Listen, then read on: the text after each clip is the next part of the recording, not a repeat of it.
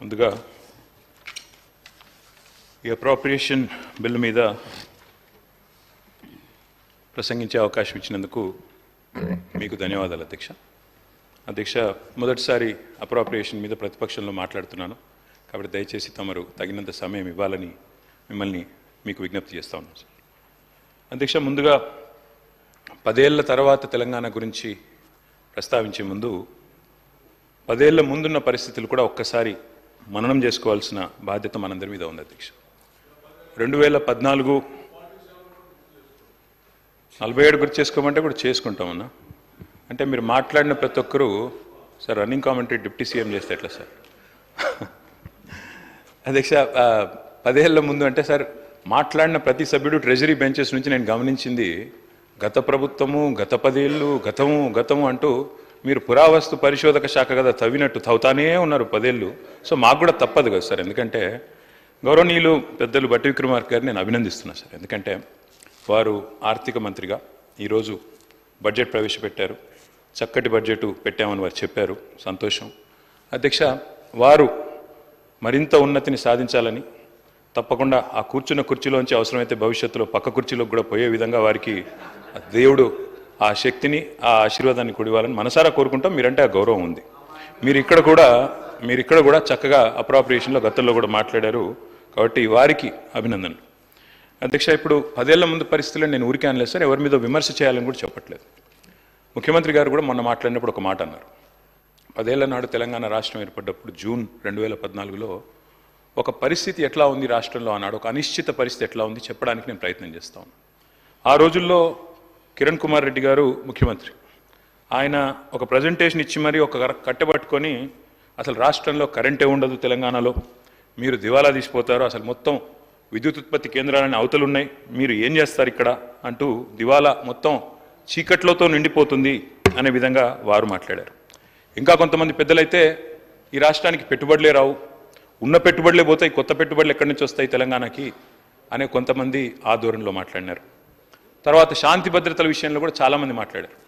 ఆంధ్ర తెలంగాణ గొడవలు అవుతాయని, హిందూ ముస్లిం గొడవలు అవుతాయని, తిరిగి నక్సలైట్ల రాజ్యం వస్తుందని, రకరకాలుగా అసలు ఈ రాష్ట్రంలో ఉండే మనందరికీ, ఇక్కడ ఉండే నాయకత్వానికి సత్తా ఉందా ఈ మాట కూడా మాట్లాడినారు సార్. తెలంగాణ వాళ్ళకి పరిపాలనా సామర్థ్యం ఉందా అని కూడా మాట్లాడిన రోజులు ఆ రోజు వెంకటరెడ్డి గారు, తర్వాత ఇంకా మిగతా మిత్రులు చాలామంది అందరం కూడా ఉద్యమంలో ఉన్నాం. ఈ మాటలన్నీ మనం కూడా విన్నాం. కానీ ఈరోజు గర్వంగా చెప్పొచ్చు అధ్యక్ష, ఎందుకంటే ఇది మేము చెప్తున్న మాట కాదు, ఈ మీరు సభకు ఇచ్చిన సోషియో ఎకనామిక్ అవుట్లుక్ ఏదైతే ఉందో అందులోనే చాలా చక్కగా కొన్ని విషయాలు చెప్పారు. బట్టి విక్రమార్క గారు గతంలో ఇక్కడ నేను కూర్చున్న స్థానంలో ఇటువైపు కూర్చున్నప్పుడు వారు కూడా చక్కటి ప్రసంగం చేశారు అధ్యక్ష. 15 మార్చి 2022 నాడు బట్టి విక్రమార్క గారు మాట్లాడిన మాటలు, ప్రతి సంవత్సరం సంపద బాగా సృష్టిస్తున్న రాష్ట్రం, సంపద బాగా పెరుగుతున్న రాష్ట్రం కూడా మనది. కరోనా ఈ దేశాన్ని అతలాకుతలం చేసినప్పటికీ కూడా రాష్ట్ర ఉత్పత్తిలో ఎక్కడా తగ్గుబాటికి కారణం కాకుండా ఈ రాష్ట్ర ప్రజానీకం, రైతాంగం, శ్రామికులు ఈ మహమ్మారి దాడిని కూడా తట్టుకొని పెద్ద ఎత్తున ఈ రాష్ట్ర ఉత్పత్తులను, సంపదను పెంచడం జరిగింది. ఇది బట్టి విక్రమార్క గారు ఆనాడు ఇక్కడ కూర్చున్నప్పుడు మాట్లాడిన మాట. కానీ ఏమవుతుందో అధ్యక్ష, అక్కడ కూర్చోగానే స్వరం మారిపోతుంది, అక్కడ కూర్చోగానే మరి మాట కూడా మారింది అధ్యక్ష. అయినప్పటికీ వారు ఏం చెప్పినా వారు ఇచ్చిన బుక్కే అధ్యక్ష ఇది, తెలంగాణ సోషియో ఎకనామిక్ అవుట్లుక్. ఇందులో చాలా చక్కగా అన్ని విషయాలు వివరంగా చెప్పారు అధ్యక్ష. గౌరవ కొత్త సభ్యులందరూ కూడా దయచేసి దీన్ని చూడాలని చెప్పి కూడా నేను వారికి విజ్ఞప్తి చేస్తా ఉన్నాను. ఎందుకంటే ఇందులో బడ్జెట్ స్పీచ్లో ఏం చెప్పినా ఇందులో వాస్తవాలు బయటపడ్డాయి. Despite economic hurdles, page number 3 sir, the state's strategic sectors continue to contribute to its economic dynamism. This resilience is bolstered by proactive government policies that attract investments, stimulate employment and foster innovation. ఇది మరి తెలంగాణ రాష్ట్రం యొక్క అభివృద్ధి గురించి మీ ప్రభుత్వమే ఈ socio economic అవుట్లుక్లో చెప్పిన మాట. దాంతోపాటు అధ్యక్ష చాలా చక్కగా చెప్పారు. పేజ్ నెంబర్ 15లో Telangana's gross state domestic product at current prices is 14.64 lakh crore. అంటే 4 లక్షల కోట్ల నుంచి 2014లో మన రాష్ట్ర సంపద 14,64,000 కోట్లకు ఎదిగిందని చెప్పి వారు ఇచ్చిన సోషియో ఎకనామిక్ అవుట్లుక్లోనే చెప్పారు. అదేవిధంగా ఇంకొక మాట చెప్పారు అధ్యక్ష. In 23-24, the per capita income at current prices in Telangana is 3.47 lakhs, which is 1.64 lakh higher than the national per capita income in 2023-24, which makes it the largest state with the highest per capita income in the entire country. ఇది కూడా వారే చెప్పారు. దాంతో పాటు ఇంకొక మాట కూడా చెప్పారు అధ్యక్ష, అది కూడా చెప్తాను. ఇంకొక మాట కూడా చెప్పారు. Over the years, Telangana's contribution to India's GDP has shown a steady increase. Telangana's contribution 2014లో ఎంత అధ్యక్ష భారతదేశానికి జీడిపి ఇండియా కాంట్రిబ్యూషన్ కేవలం 4.1%. కానీ ఈరోజు అధ్యక్ష వారిచ్చిన సోషియో ఎకనామిక్ అవుట్లుక్ ప్రకారమే Telangana accounted for 5% of India's GDP in the year 2023-24. అంటే 4.1% నుంచి 5%కి పెరిగింది అని చెప్పి జీడిపి కాంట్రిబ్యూషన్ ఆఫ్ తెలంగాణ. అంటే తెలంగాణ భారతదేశాన్ని సాకుతున్న రాష్ట్రాల్లో మొన్న మా మిత్రులు శ్రీధర్ బాబు గారు కూడా చెప్పారు, Telangana is a contributing state, we are economic engine అని చెప్పి వారు కూడా చక్కగా చెప్పారు. అందుకే వారిని నేను అభినందిస్తా ఉన్నా. ఎందుకంటే రాష్ట్రం యొక్క పురోగతి విషయంలో వాస్తవాలు బయటపెట్టినందుకు, వాస్తవాలు చెప్పినందుకు వారిని నేను మనసారా అభినందిస్తా ఉన్నా. అధ్యక్ష, ఒకటి వాస్తవం, ఉద్యమాలతో ఉదయించిన తెలంగాణ ఇవాళ ఉజ్వల తెలంగాణగా వెలుగుతున్నది అనే మాట వాస్తవం. దీనిలో ఎవరికి రెండో అభిప్రాయం ఉండాల్సిన అవసరం లేదు. ఎందుకంటే ఎలక్షన్లు అయిపోయినాయి, అసెంబ్లీ ఎన్నికలు అయిపోయినాయి, పార్లమెంట్ ఎన్నికలు అయిపోయినాయి, ఇంకా 4.5 ఏళ్ల పాటు చక్కగా కలిసిమెలిసి పనిచేసుకునే అవకాశం ఉంది. నేను వారికి మనస్ఫూర్తిగా నేను కూడా నిండు మనసుతో ఆశీర్వదిస్తా ఉన్నా అధ్యక్ష, అభినందిస్తా ఉన్నా. ఎందుకంటే వయసులో చిన్నవాడినే కావచ్చు, కానీ నేను వారిని అభినందిస్తా ఉన్నా. ఎందుకు? మీకు ఇవాళ ప్రజలు అవకాశం ఇచ్చారు. 10 ఏళ్ళు మాకు ఇక్కడ అవకాశం ఇచ్చినారు అక్కడ. ఆ తర్వాత మేము డిసెంబర్ 3 నాడే చెప్పాము అధ్యక్ష, 10 ఏళ్ళు మాకు ప్రభుత్వం ఇచ్చిన ప్రజలకు రుణపడి ఉంటాం, వారికి శతదా సర్వదా వారికి ధన్యవాదాలు. అదేవిధంగా ఇవాళ కొత్త పాత్ర ఇచ్చారు ప్రజలు మాకు.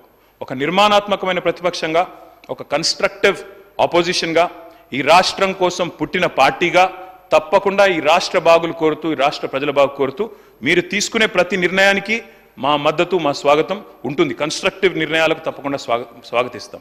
ఈరోజు మీరు బిల్లు తెస్తున్నారు స్కిల్ డెవలప్మెంట్ మీద, స్కిల్ యూనివర్సిటీ మీద, తప్పకుండా స్వాగతిస్తాం అధ్యక్ష. ఆ రకంగా అధ్యక్ష నేను వారికి చేసే విజ్ఞప్తి, దయచేసి let us not indulge in politics and curse our own state అధ్యక్ష. కానీ అధ్యక్ష వాస్తవాలు ఒక్కసారి మాట్లాడుకుంటే, అప్రాప్రియేషన్లోకి వస్తే అధ్యక్ష ఏం చెప్పారు అధ్యక్ష? చాలా మాటలు చెప్పారు. కానీ బడ్జెట్ చూస్తే ఏముంది అధ్యక్ష? ఈరోజు శుష్క ప్రియాలు, శూన్య హస్తాలు, గ్యారంటీలకు టాటా, లంకె బిందెల వేట, డిక్లరేషన్లు డీలా, డైవర్షన్ల మేళ, హామీ పత్రాలకు పాతర, శ్వేతపత్రాల జాతర, నిరుద్యోగుల మీద నిర్బంధాలు, జర్నలిస్టుల మీద దౌర్జన్యాలు, విమర్శిస్తే కేసులు, ప్రశ్నిస్తే దాడులు, నేతన్నల ఆత్మహత్యలు, ఆటో అన్నల బలవన్మరణాలు. ఓట్లకు ముందేమో అభయహస్తం అధ్యక్ష, ఓట్లు పడ్డాక ఈరోజు శూన్యహస్తం. మేనిఫెస్టోలో అరచేతిలో స్వర్గం, బడ్జెట్లో మాత్రం మోచేతికి బెల్లం, 3 తిట్లు 6 అబద్ధాలతో కేవలం పొద్దున్న లేస్తే బట్టగాల్చి మీదేసే పనులు ఇందులో కనబడ్డాయి అధ్యక్ష. ఇవాళ వారు అన్నారు అధ్యక్ష, దివాలా తీసిన రాష్ట్రం ఒక క్యాన్సర్ పేషెంట్ మాదిరిగా, ఎయిడ్స్ పేషెంట్ మాదిరిగా అని మాట్లాడారు. దయచేసి ఇది సరైన పద్ధతి కాదు. మా మీద కోపం ఉంటే మాట్లాడండి, విమర్శించండి, ఇబ్బంది లేదు. కానీ రాష్ట్రాన్ని ఖర్చు చేయడం అనేది మనకు మంచిది కాదు. ఉద్యమాలతో ఉదయించిన తెలంగాణ తప్పకుండా ఈరోజు ఉజ్వల తెలంగాణ ఎదిగిన మాట వాస్తవం. దాన్ని మనందరం కూడా అభినందిద్దాం. 10 ఏళ్ల ప్రస్థానంలో ఇవాళ స్వరాష్ట్రం స్వంత కాళ్ళ మీద నిటారుగా నిలబడ్డది అధ్యక్ష. విఫల రాష్ట్రం అవుతుందని శాపనార్థాలు పెట్టిన వాళ్ళందరి శాపాలను తట్టుకొని సవాళ్ళను అధిగమించి ఇవాళ తెలంగాణ ఒక విజయవంతమైన స్టేట్గా సిరి సంపదలతో భారతదేశం భాగ్యరేఖలు మార్చే అగ్రగామి రాష్ట్రాల సరసన నిలబడి ఉండడం మనందరికీ గర్వకారణం తెలంగాణ బిడ్డలుగా. అధ్యక్ష, ఇవాళ కొన్ని ప్రచారాలు జరుగుతూ ఉన్నాయి. దివ్యంగా ఉన్న రాష్ట్రాన్ని దివాలా తీసిందని ప్రచారం చేస్తూ ఉన్నారు. ఆస్తులు దండిగా ఉన్న రాష్ట్రాన్ని అప్పులో ఊబిలో ఉందని చెప్పి తప్పుడు ప్రచారం చేస్తున్నారు. ఇది నిజంగా కూడా దురదృష్టకరం. మీరు చేస్తున్న ప్రచారం శుద్ధ తప్పు అని నేను చెప్పట్లేదు అధ్యక్ష, మీ సోషియో ఎకనామిక్ అవుట్లుకే చెప్తా ఉంది. మీ సోషియో ఎకనామిక్ అవుట్లుక్ ఏదైతే మీరే రేవంత్ రెడ్డి గారు ముఖ్యమంత్రి గారు, అదేవిధంగా ఉప ముఖ్యమంత్రి గారి ముఖ చిత్రంతో వేసిన సోషియో ఎకనామిక్ అవుట్లుకే మీరు చేస్తున్న ప్రచారం శుద్ధ తప్పు అని చెప్తా ఉంది. మీరు మాటలతో మసిబూసి మారేడికాయ చేసే ప్రయత్నం చేస్తూ ఉన్నారు. కానీ అంకెలు అబద్ధాలు ఆడవు అధ్యక్ష. ఆర్బీఐ గణాంకాలు, ఇది నా సొంత కవిత్వం కాదు, ప్రభుత్వం యొక్క లెక్కలు కాదు, RBI controller and auditor general యొక్క గణాంకాలు, అవి నిజాలను కూడా నిగ్గు తెలుస్తూ ఉన్నాయి. అధ్యక్ష, నేను ఈరోజు మీ ముందు ప్రజెంట్ చేస్తాను అధ్యక్ష. సోషియో ఎకనామిక్ అవుట్లుక్లోనే పక్క పేజీల్లోనే పరస్పర విరుద్ధమైన మరి ఇవాళ వాస్తవ పరిస్థితులు వాటిని బయట పెడతా ఉన్నాయి. గందరగోళం సృష్టించే ప్రయత్నం మీరు చేశారు. కానీ సత్యాల మీద ముసుగులేయడం అంత సులభం కాదు అధ్యక్ష. అధ్యక్ష ఇక్కడ నేను మీకు 2-3 విషయాలు చెప్పాలి అధ్యక్ష. ఈరోజు డెవలప్మెంట్ ఎక్స్పెండిచర్ పరంగా తీసుకుంటే అధ్యక్ష భారతదేశంలోనే మీరిచ్చిన సోషియో ఎకనామిక్ అవుట్లుక్లోనే ఉంది, ఇది స్పష్టంగా ఉంది. Telangana is the top state in the country with 74%. ఇది నాది కాదు అధ్యక్ష, డెవలప్మెంట్ ఎక్స్పెండిచర్లో అగ్రభాగాన ఉన్నామన్న మాట మీరు సోషియో ఎకనామిక్ అవుట్లుక్లో మీరే చెప్పారు. ఆర్బీఐ లెక్కలను మీరే ఇందులో కోట్ చేశారు అధ్యక్ష. తర్వాత మీరు ఇంకొక మాట చెప్పారు అధ్యక్ష, ఏమంటారు, జీతాలకు పైసలు లేవు, అప్పులు తీర్చడానికి అప్పులు చేస్తున్నాము, వడ్డీల భారం కూడా ఎక్కువైంది అని చెప్పి మీరు చెప్పారు. కానీ వాస్తవం ఏంది అధ్యక్ష? వాస్తవం ఏంది అంటే అధ్యక్ష, there is something called as committed expenditure. Committed expenditure అంటే ఏంది అధ్యక్ష అంటే, ఆర్థిక మంత్రి గారికి మొత్తం తెలుసు అధ్యక్ష, తెలిసి కూడా వారు సభను తప్పుదోవ పట్టించే ప్రయత్నం చేశారు. ఆ కమిటెడ్ ఎక్స్పెండిచర్ అంటే salaries, pensions and interest payments, ఈ 3 కలిపితే కమిటెడ్ ఎక్స్పెండిచర్. కమిటెడ్ ఎక్స్పెండిచర్ విషయంలో అధ్యక్ష వారి దృష్టికి, అదేవిధంగా గౌరవ సభ్యుల దృష్టికి కూడా నేను తీసుకొచ్చేది, ప్రజల దృష్టికి కూడా నేను తీసుకొచ్చేది ఏమంటే, మనము చాలా స్పష్టంగా భారతదేశంలోని ఇతర రాష్ట్రాలతో పోలిస్తే చాలా చక్కటి పరిస్థితిలో ఉన్నమాట వాస్తవం అధ్యక్ష. మీ ముందు నేను ప్రజెంట్ చేస్తాను, ఎందుకంటే ఇది మీ బుక్కే కాబట్టి మీ బుక్లోంచే చెప్తాను అధ్యక్ష. కమిటెడ్ ఎక్స్పెండిచర్ విషయానికి వస్తే మనం ఈరోజు కొన్ని ఏ రాష్ట్రాల సరసన ఉన్నాం అధ్యక్ష? స్టేట్ వైజ్ డెవలప్మెంట్ ఎక్స్పెండిచర్లోనేమో అగ్రభాగాన ఉన్నాం, 74% ఇవాళ డెవలప్మెంట్ ఎక్స్పెండిచర్ మీద ఖర్చు పెడుతున్నామని మీరే చెప్తున్నారు.